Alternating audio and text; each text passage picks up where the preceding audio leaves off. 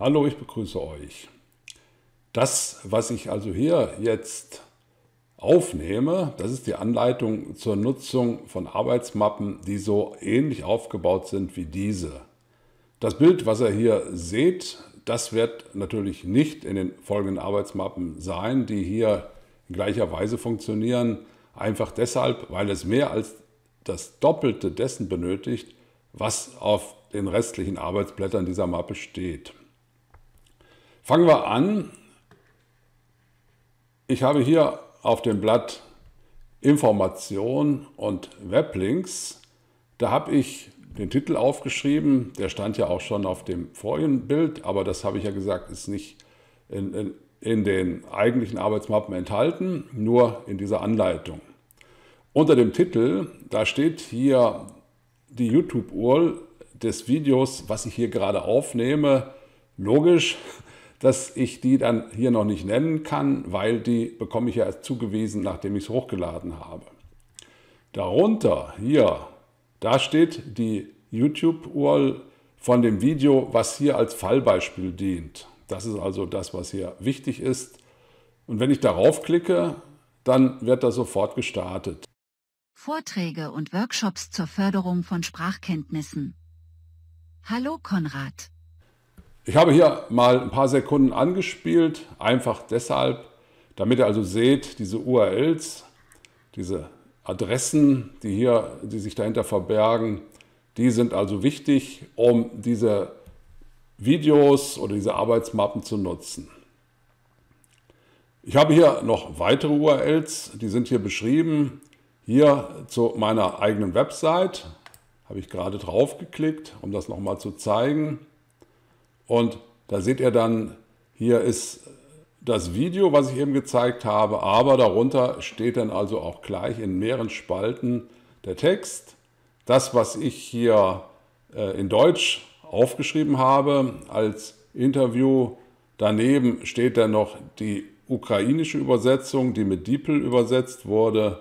Und dahinter haben wir dann noch die englische, die ist normalerweise ausgeblendet, aber ich habe das mal so eingerichtet, dass wenn ihr da horizontal scrollt, dann könnt ihr euch also hier 3 verschiedene Sprachen anschauen. So, das ist diese Sache. Dann habe ich hier eine Adresse, damit könnt ihr dann sofort diese Mappe, die ich hier jetzt gerade kommentiere, herunterladen. Ihr seht, das ist also auch wieder meine Website. Dahinter steht dann Fachvokabular KR-2. Wenn ihr also dann an dieser Stelle schaut, da könnt ihr euch immer die Excel-Arbeitsmappen herunterladen. So, das wäre das. Dieses Video, was ich hier gerade aufnehme, das gehört zu einer Playlist. Die gibt es schon. Da gibt es aber bisher erst 2 Videos. Dieses wird dann das 3. sein. Ich habe auch darauf geklickt. Und dann seht ihr, dann kommt man da bei YouTube an und da sieht man dann den Titel dieser Playlist, Digitale globale Lernpfade zum Thema Deutsch als Fremdsprache. Das kann man auch mit DAF abkürzen, was dann in der Folge auch oft gemacht wird. Und dann ist das Ganze dann nochmal englisch übersetzt. Digital Global Learning Path on German as a Foreign Language. Ich habe jetzt mal versucht, Englisch zu sprechen. Das war nie meine Stärke. Lesen kann ich das besser, vor allen Dingen Fachbücher aus dem Bereich der Technik. Hier rechts seht ihr dann schon die Videos, die es gibt. Und dazu gehören dann also auch Arbeitsmappen wie diese. So, dann haben wir das ja also auch erklärt. Das Ganze ist ja nochmal der Titel darunter. Dann was ganz Wichtiges. Ich habe die Vokabeln, die hier bei diesen Arbeitsmappen eingehen, unterteilt. Ein Teil ist eben schon bekannt, ganz einfach deshalb. Ich habe gesagt, wenn jemand diese Arbeitsmappen nutzen möchte, dann muss er also schon einiges an Deutsch können, also mittleres Sprachniveau, das heißt also ein Sprachniveau zur selbstständigen Verwendung der Sprache, das muss er schon können oder sie muss das können. Und wenn man das kann, dann sollte man diesen Wortschatz hier können. Hier steht jetzt goethe.de, das ist also die Webseite vom Goethe-Institut. Da habe ich gerade drauf geklickt. Da sieht man, hier in dem PDF-Dokument ist auf 104 Seiten der Wortschatz zusammengefasst, den man können sollte. Ich bin jetzt hier mal auf die Seite 35 gegangen. Das ist ja ein bisschen anders aufgebaut, wie man das eben früher gemacht hatte, als man noch keine elektronischen Arbeitsmappen hatte, wie hier diese Excel-Arbeitsmappe. Da ist also hier mit verschiedenen Abkürzungen, Verfahren, die sind dann auch erklärt, will ich hier nicht tun. Wenn ihr also schon Deutschkenntnisse habt zur selbstständigen Verwendung, seid ihr also schon in der Lage, dann müsst ihr also hier beim Studium meiner Unterlagen etwa diesen Wortschatz hier beherrschen. Ich gehe jetzt da nicht weiter drauf ein, könnt ihr ja einfach machen, wenn ihr auf den Link klickt. Dann schließe ich das hier mal wieder, dann bin ich hier. So, wenn ihr dann was über mich erfahren wollt, hier habe ich mein Profil verlinkt. Da sieht man, ich habe hier ein paar Zeugnisse, liegen schon lange zurück, so wie das Bild, was ihr da eben auch schon gesehen habt beim Interview mit der Nadine. Beide Personen gibt es oder hat es gegeben. Die Nadine ist noch 30 Jahre älter wie ich. Mein Alter kann man hier sehen, wenn man sich hier die Zeugnisse anschaut. Aber das rechte Zeugnis als E-Learning-Trainer, das ist noch gar nicht so alt. Das ist also gerade mal 6 Jahre alt. So, darunter haben wir dann, da stelle ich meinen Lebenslauf vor, weil ich immer noch als Online-Dozent tätig bin, da erwarten meine Auftraggeber von mir, dass ich gelegentlich Qualifikationsnachweise nachreiche. Dazu zählen eben auch Veröffentlichungen und die sind dann also hier zusammengestellt. Also wenn ihr da viel Zeit habt, guckt euch das an.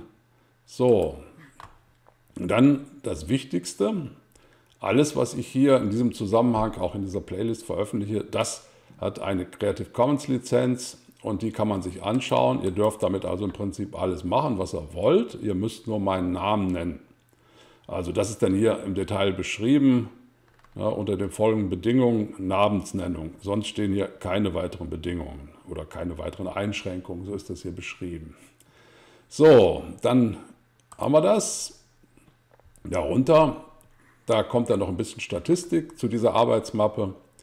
In dem Referenzwortschatz, den ich eben nannte, hier vom Goethe-Institut, da sind 6.943 Worte enthalten. In diesem Video, was ich hier vorstelle als Fallbeispiel, da sind 1.591 Worte enthalten. Zu dem Video, was ich jetzt gerade aufnehme, kann ich da noch nichts sagen. Das ist aber wahrscheinlich mehr, wesentlich mehr.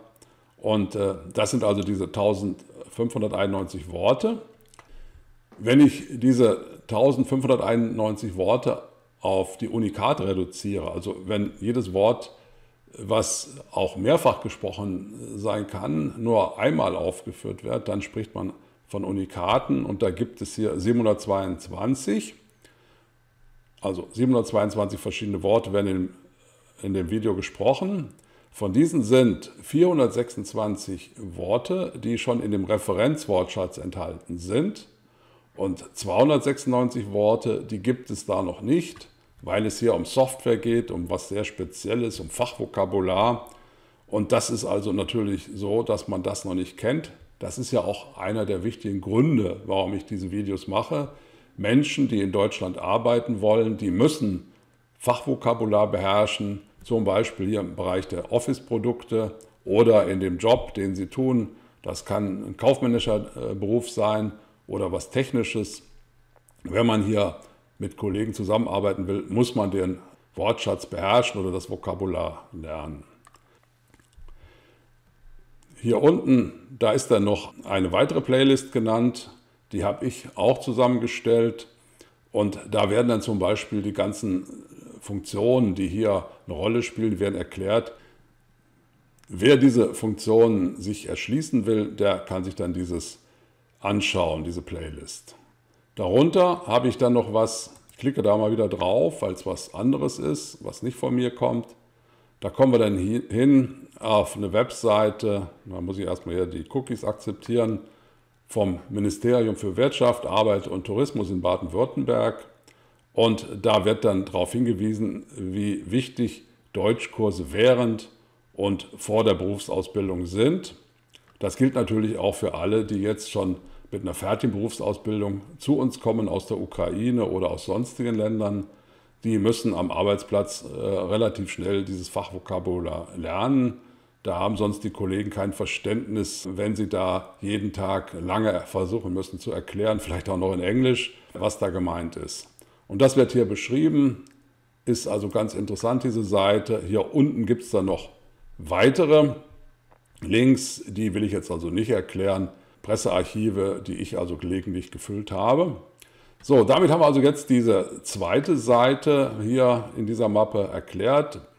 Dann gibt es hier die wichtige Seite, Interview und 28 Übersetzungen. Da habe ich gerade drauf geklickt. Da sieht man, wenn ich jetzt so nach unten rolle, die ersten 2 Zeilen werden festgehalten, also eine wichtige Funktion bei Excel, die ihr im Register Ansicht einschalten könnt, dass die Titel festgehalten werden. Und dann weiß man immer, welche Sprache das ist, auch wenn ich hier weit nach unten rolle.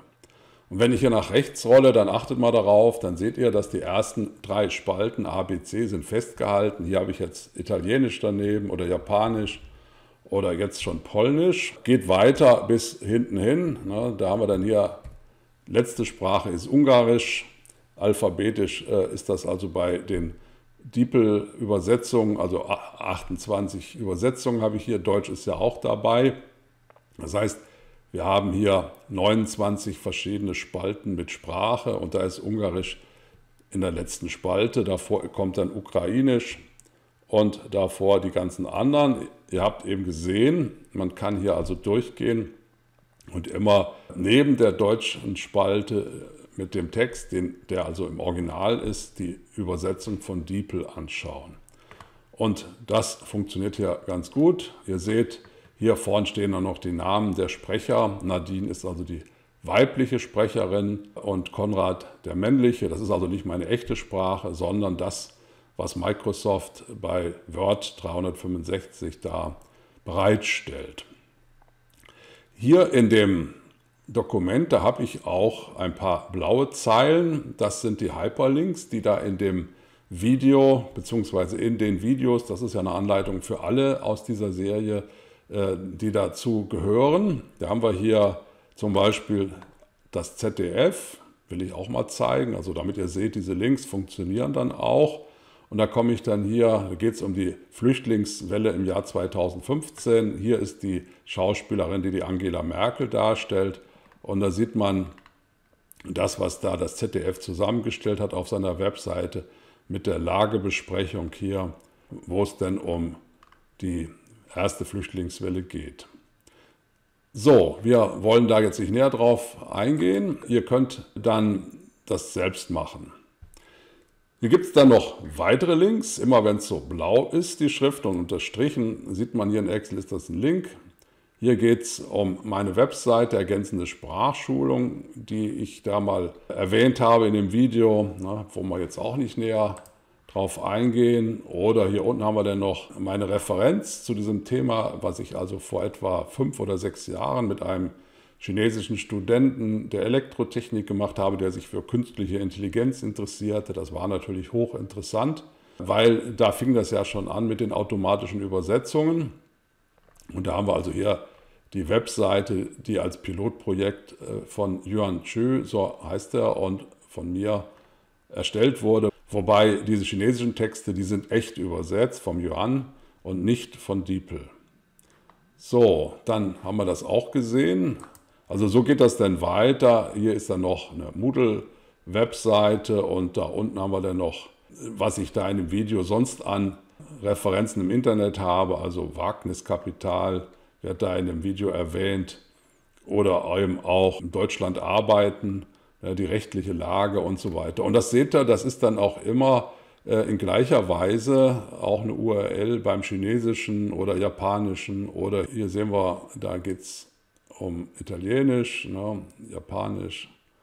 Also ist überall so und ihr könnt euch dann bei den Aufgaben auch mal die Seiten anschauen, die ihr dafür geeignet haltet, damit ihr das überprüfen könnt, habt ihr das im Deutschen richtig verstanden. So, das war die Seite, wo die echten deutschen Texte draufstehen und die vom automatischen Übersetzer DeepL erzeugten Übersetzungen in 28 Sprachen. So, jetzt habe ich hier die Übung angeklickt. Die Übungen gibt es 10. Erstmal hier in dem Fallbeispiel, das kann dann hinterher noch variieren. Ich bin ja laufend dabei, das noch zu optimieren, aber im Prinzip ändert sich an dem Aufbau nichts mehr. Hier gibt es 10 Übungen. Die Aufgabenstellung zu dieser Arbeitsmappe, die sind hier beschrieben in der Spalte B und in der englischen Übersetzung, die dazu gehört, in der Spalte D. Und da sieht man im Wesentlichen erstmal, man soll sich den deutschen Text anhören, das, was ich also da vortrage, oder der virtuelle Konrad oder die virtuelle Nadine als Interviewpartner. Und wenn die zu schnell sprechen, das kann ja jetzt auch sein, dann wisst ihr, da gibt es unten bei dem Zahnrad bei YouTube die Möglichkeit, dass man das langsamer einstellt mit 75% Geschwindigkeit. Und wenn ihr deutsch sprechend seid und könnt das noch viel schneller absolvieren, dann könnt ihr auch die Geschwindigkeit erhöhen. Bei 125% Geschwindigkeit, also ein Viertel schneller, da kann man mich noch gut verstehen. Hört sich zwar ein bisschen anders an als so. Und das ist also da der Hinweis. Und wenn man dann eben nicht sicher ist, ob man alles richtig verstanden hat, dann hört man sich oder man liest dann das, was ich gerade gesagt habe. Die 28 Übersetzungen, die stehen ja unmittelbar neben dem deutschen Text. Und das soll man dann vergleichen. Und dann kann man sich hier die Vokabeln notieren oder rausschreiben. Das ist jetzt egal. Wenn es nur wenige sind, schreibt man sie vielleicht raus. Wenn es viele sind, macht man sich, wie hier bei der Aufgabe oder bei der Übung 4 beschrieben, da macht man sich eine Notiz in die Notizenspalte. ABC-Analyse ist da beschrieben, ist also hier im Folgenden alles beschrieben. Und das ist also, was dann als Aufgabe in ähnlicher Form bei jedem Video ansteht, wenn man das Hörverstehen üben will. So, jetzt geht es etwas schneller. Alle Worte.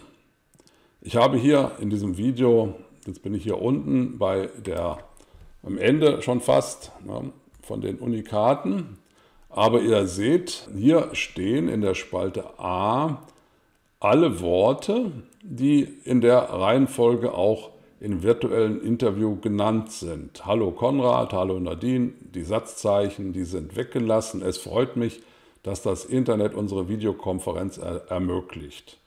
Dann käme hier ein Punkt hin, ist aber hier alles rausgefiltert, was da ein Satzzeichen ist, weil ich brauche hier für die Analyse, auch für die Erstellung der Unikate, eben nur die Worte und keine Satz- und Sonderzeichen.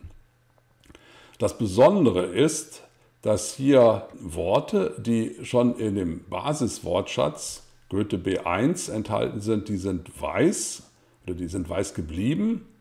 Und wenn hier ein Wort hier gelb hinterlegt ist, dann ist es nicht im Basiswortschatz enthalten, wie zum Beispiel die Vornamen Konrad und Nadine. Und wenn ich hier vielleicht Karl reinschreibe, Karl ist bestimmt in dem Wortschatz drin, nee, ist auch nicht, sind also alle Eigennamen weggelassen. Aber wenn ich da jetzt mal ein Wort reinschreibe, Mann, hallo Mann, dann sieht man, das ist weiß, weil Mann gehört zum Basiswortschatz. Mache ich mal jetzt schnell rückgängig. Ihr könnt das also dann nochmal ausprobieren. Und so ist das dann also hier gemacht. Man sieht hier diese Worte, die weißen, das sind die einfachen, die sollte man können. Es gibt dann aber auch mal digitalen Werkzeugen, Wortschatzerweiterungen. Das sind also alles Worte, die ihr normalerweise im Grundkurs nicht könnt oder nicht lernt. Dann habe ich hier die Worte als Unikate dargestellt, die 722, von denen ich eben gesprochen habe, die sind ja alphabetisch geordnet.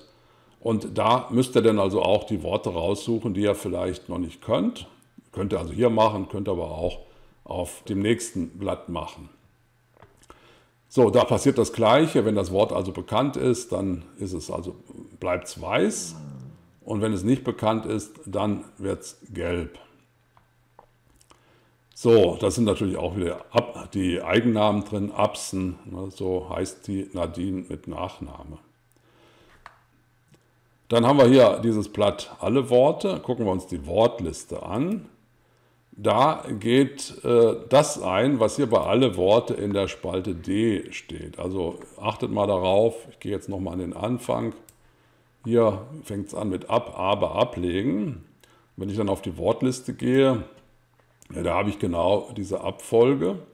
die wir da eben gesehen haben. Nur hier werden Werkzeuge eingesetzt und Sonstiges ist da noch unternommen worden, um euch das zu erleichtern, wenn ihr diese Worte nicht kennt. Wenn ihr die kennt, dann hakt ihr einfach ab. Könnt ihr einfach rauslöschen, beziehungsweise macht einfach eine Kopie, wie in der Übung beschrieben, macht eine Kopie der Wortliste und dann löscht raus, was euch überflüssig erscheint. So, hier ist dann eine ganze Menge an Spalten dazugekommen. Das, was hier an Worten aus dem Text kommt, ist in der Spalte C. Davor gibt es noch eine laufende Nummer. Dann kann man sich eventuell, wenn diese Liste mal als PDF-Dokument, als interaktives PDF-Dokument herauskommt, dann kann man sich auf die Nummer beziehen. Da tauchen ja nicht diese Zeilennummern von Excel auf. Und dann ist man also dankbar, wenn man gesagt bekommt, guck mal, bei Zeile 3, da steht das Wort ablegen. Und da kann man dann hier in der Spalte B, die mache ich jetzt mal hier ein bisschen breiter, da kann man dann reinschreiben, was man als Notiz für sinnvoll hält. Vorgeschlagen habe ich ja hier bei einer Aufgabe A, B, C, A wichtige Worte, B mittelwichtige, C unwichtige Worte, wenn man sie nicht kennt. Wenn man ein Wort nur einmal pro Jahr vielleicht benutzt, dann ist das unwichtig, dann kann man, wenn man es dann benutzt, eventuell mal nachschlagen. Wenn das aber täglich im Fachgesprächen genannt wird, dann solltet ihr das ja als wichtig markieren. So, dann haben wir hier zu jedem Wort einen Beispielsatz, den habe ich mir überlegt oder ich habe den aus dem Interview entnommen, vielleicht ein bisschen gekürzt, weil der sollte nicht so lang sein. Maximal 100 Buchstaben sollten das sein, sonst kann man das auch nicht im Querformat sinnvoll anzeigen oder bei einem PDF-Dokument unterbringen. Und da ist dann also hier ein Beispielsatz.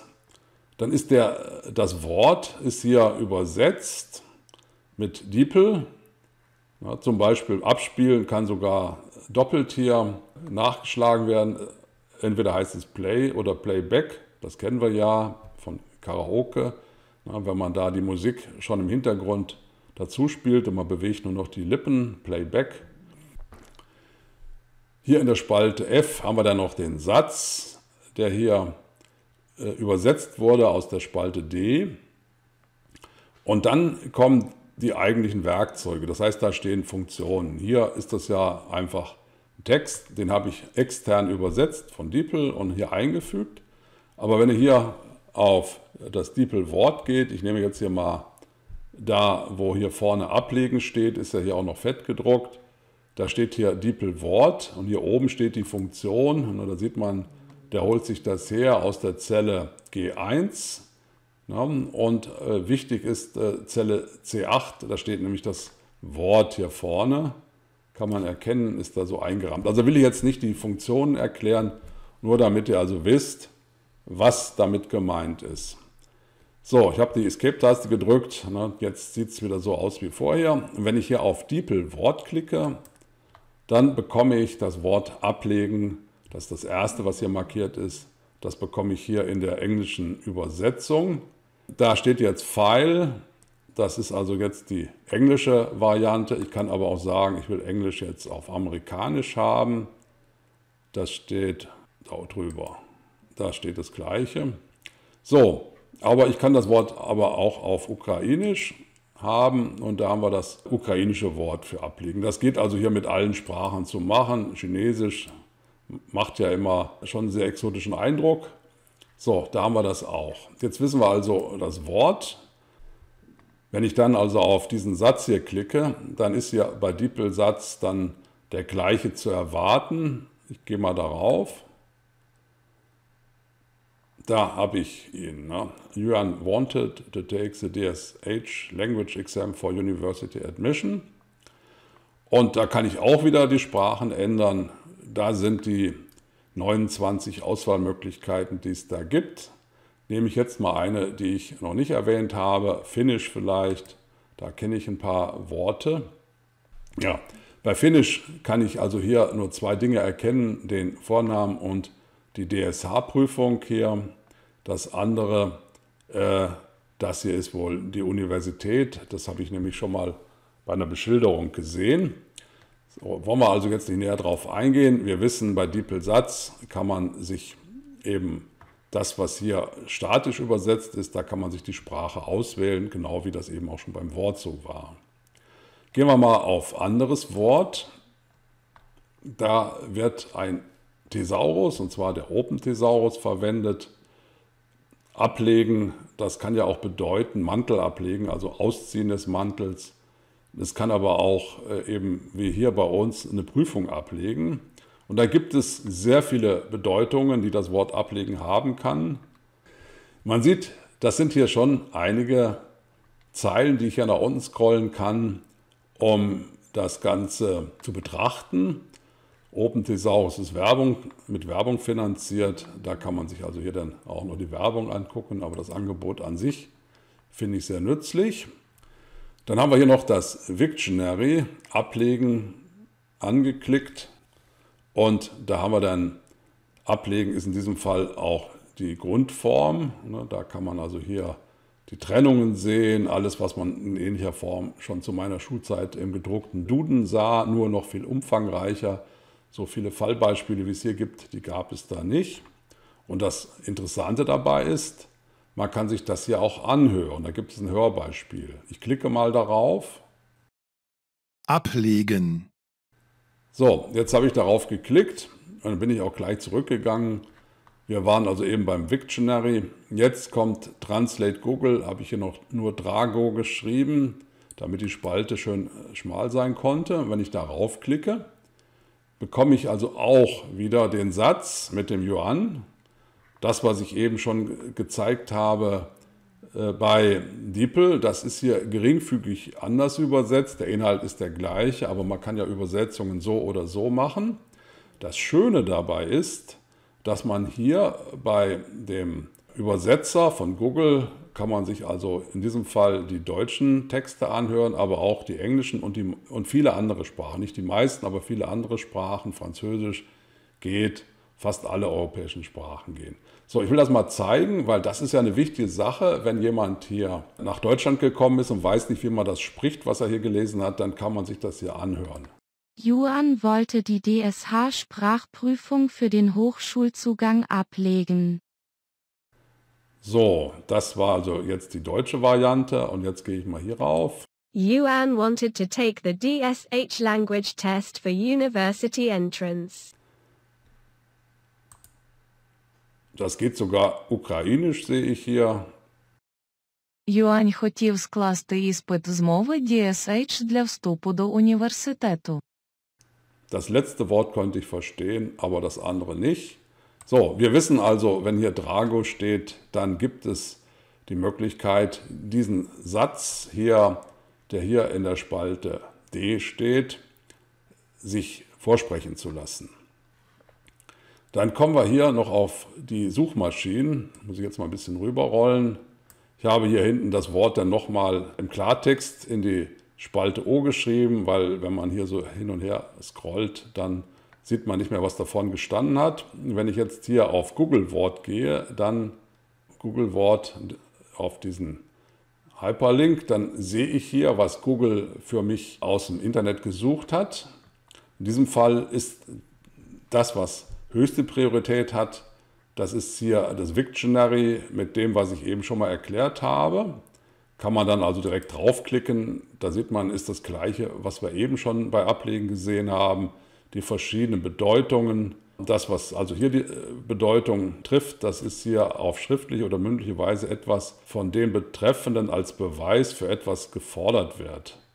Ja, das ist also hier Prüfung. So, dann wollen wir hier Google Wort, ja, das habe ich eben noch nicht vollständig gehabt. Ich gehe nochmal auf Google Wort. Das ist ja nicht nur das, was man hier so als Trefferliste hat. Hier tauchen dann also auch zwischendurch die Bilder auf. Ablegen kann ja auch sein, wenn ein Boot ablegt vom Bootssteg oder vom Hafen, von der Pier, wo es festgemacht war, dann ist das Ablegen. Man findet hier auch ein Video zu dem Thema. Wenn man aber nur Bilder haben will, dann wisst ihr, da haben wir ja hier oben die Möglichkeit, auf Bilder zu klicken. Dann sucht Google zu dem Wort Ablegen alles raus, was da an Bildern assoziiert werden kann. Und da sind eben auch Boote bei, ja, eine Seite vom Segelschein oder so ähnlich. Ne, so habe ich das auch kennengelernt, als ich das mal versucht habe. und Anleitungen zum Ablegen, aber eben auch, wenn man weiter unten schaut, hier Pakete ablegen, Prüfungen ablegen. Ja, das ist also hier alles schön in Bildern skizziert und das wollte ich also auch nochmal erwähnen. So, jetzt haben wir da neben dem Google-Wort noch den Google-Satz. Jetzt gehe ich mal auf Satz hier und da schauen wir mal, da gibt es noch keinen, weil ich der Erste bin, der diesen Satz hier auf einer Webseite eingesetzt hat, die dann irgendwann auch mal von Google oder anderen Suchmaschinen gefunden wird. Das ist aber noch nicht der Fall, deshalb taucht dieses hier nicht auf. Man hat damit also die Gewissheit, der Konrad hat den nicht irgendwo abgeschrieben. Das würde ja dann vermutet werden, wenn es den Satz schon wortwörtlich von irgendeiner anderen Stelle aus gäbe. Man kann aber schauen, ob es ähnliche Sätze gibt. Dann mache ich hier einfach dieses Anführungszeichen weg. Dann wird geschaut, gibt es die Worte dieses Satzes schon in anderen Zusammenhängen. Da sehen wir hier, Johann wollte die DSH-Sprachprüfung. Und dann geht es weiter für den Hochschulzugang. Und das wird dann also auch hier sofort gezeigt. Da gibt es eine Internetdomain dsh.de, also da wird deutschlandweit oder für den gesamten deutschen Sprachraum beschrieben, wie diese Sprachprüfungen laufen. Da kann man draufklicken, weil das eben für viele, die zu uns kommen, ganz wichtig ist, habe ich das gerade auch mal gemacht. Und da ist dann also auch eine Privatschule, also die scheint wohl auch ein bisschen Geld damit zu machen, das in Werbung zu lassen. So, und wenn ich da hier schließe und hier die Cookies akzeptiere, dann sehe ich hier, da kann man dann deutsche Sprachprüfung für den Hochschulzugang, da kann man sich dann schlau machen und wo man Kontakt aufnehmen kann. Ist jetzt nicht das Thema, aber ich wollte das mal zeigen. Bei Google Satz gibt es eine ganze Menge Möglichkeiten, dieses Werkzeug hier zu verwenden. Dann haben wir, statt Google gibt es ja noch andere Suchmaschinen, beispielsweise hier von Microsoft, Bing. Und da sieht man, Microsoft setzt andere Prioritäten bei der Abfolge, was da als Suchergebnis angezeigt wird. Da steht erstmal der Duden oben. Das war ja auch zu meiner Schulzeit schon das Einzige, was man hatte. Aber dann kommt auch hier das Wiktionary und weiter unten wird dann auch noch irgendwo werden diese Hilfen kommen, wie ich sie eben schon erklärt habe, wie Voxicon ist so ähnlich wie OpenThesaurus, eben nur ein anderer Herausgeber. So, das haben wir hier. Dann kann ich das auch wieder schließen. Gibt dann noch eine Seite, nicht eine Seite, ja, eine Website gibt es, DuckDuckGo, eine Suchmaschine, da kann man sich auch mal anschauen. Wird nicht viel anders sein als eben. Die haben auch den Duden oben und dann kommt das Wiktionary ähnlich wie bei Bing. Und dann kann man sich hier eben Ähnliches anschauen, wie wir das üblicherweise bei den Suchmaschinen erwarten. DuckDuckGo ist also eine Alternative zu Google und Bing. Wer gegen Microsoft und gegen Google ein bisschen allergisch ist, der kann die Spalten von denen rauslöschen und sucht dann mit DuckDuckGo.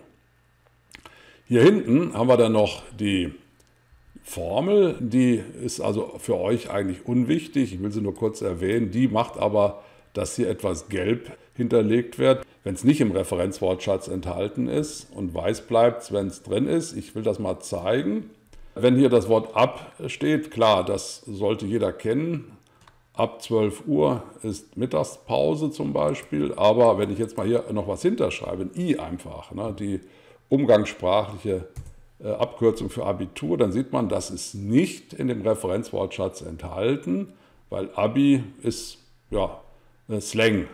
Wenn ich aber jetzt Abitur dahinter schreibe, also den Rest ergänze, Abitur, jetzt ist zwar klein geschrieben, aber dann sieht man, dann ist es sofort weiß, weil jetzt gibt es das Wort schon im Referenzwortschatz. Den werde ich dann gleich noch erwähnen. So, mache ich hier erstmal wieder das Ab dahin. Seht also, da haben wir jetzt wieder die Form, wie es vorher war. Ich habe also hier die Wortliste erklärt und habe gesagt, da könnt ihr in der Spalte B eure ABC-Analyse dann unterbringen. Ist das Wort wichtig für euch? Und wenn man dann eine Kopie hiervon macht, dann kann man damit machen, was man will und das Original bleibt unverändert. Jetzt bleibt noch als letztes das Blatt Referenzwortschatz. Da habe ich ja eben schon gesagt, das ist das, was hier aus dem kommt, was ich hier auf dem Blatt Informationen und Weblinks erwähnt habe. Da steht hier die URL, ich kann ja nochmal draufklicken. Da seht ihr dann, das ist hier eben ganz anders dargestellt.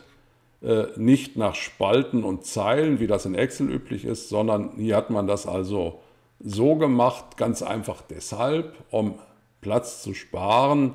Man hat eben nur eine DIN A4-Seite und da wollte man dann also auch gleich zweispaltig arbeiten, damit man nicht so viel Platz braucht.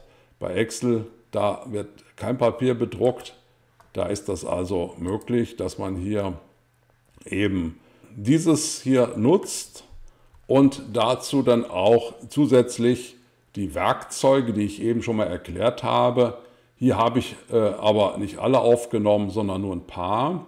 Im Prinzip brauchte ich hier nur die Spalte A. In der Spalte A sind die Worte drin, die bekannt sein sollten. Und wenn ich hier vergleiche auf den Blättern, die ich eben schon besprochen habe, dann bezieht man sich immer nur auf die Spalte A.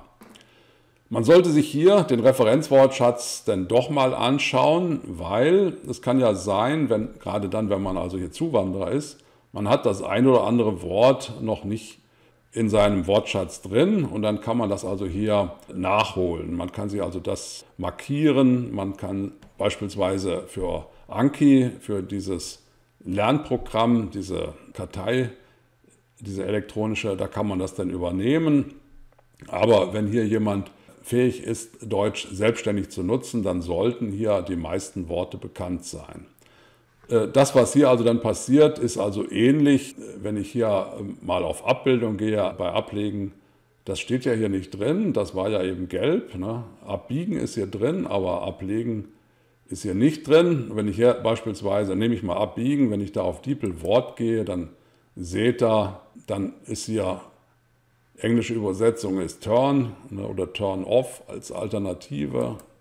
Und ein anderes Wort für Abbiegen, das ist natürlich auch hier im Thesaurus beschrieben, im Open Thesaurus, Abbiegen, Fahrtrichtung ändern. Also kann man sich hier anschauen und den Rest, den erspare ich mir, habe ich ja gerade erst erklärt hier in der Wortliste. So, damit wird jetzt auch wahrscheinlich eine halbe Stunde um sein, sodass ich sagen kann, länger kann man hier mir auch gar nicht zuhören. Ich hoffe, dass ihr dann, wenn ich jetzt nochmal zurückgehe auf das Titelbild, dass ihr jetzt in der Lage seid, meine Excel-Arbeitsmappen zu nutzen. Wenn ihr natürlich überhaupt keine Excel-Kenntnisse habt, werdet ihr gar nicht auf die Idee kommen. Aber Excel ist hier in Deutschland, aber auch weltweit das am weitesten verbreitete Programm, um Listen zu bearbeiten oder zu kalkulieren. Und deshalb gehört das eigentlich zu jedem Arbeitsplatz dazu, wo es also um Arbeit am Computer geht. So, das habe ich also hier jetzt abgeliefert. Die Adresse des Videos, wenn ich es dann produziert habe, die werde ich hier eintragen. Und diese Arbeitsmappe hier, die könnt ihr euch also dann auch herunterladen. Die heißt dann aber anders, KR__3 oder 4. Aber das werdet ihr in der Beschreibung vom Video dann sehen. So, das war's aber jetzt wirklich. Ich bedanke mich für eure Aufmerksamkeit und sage Tschüss.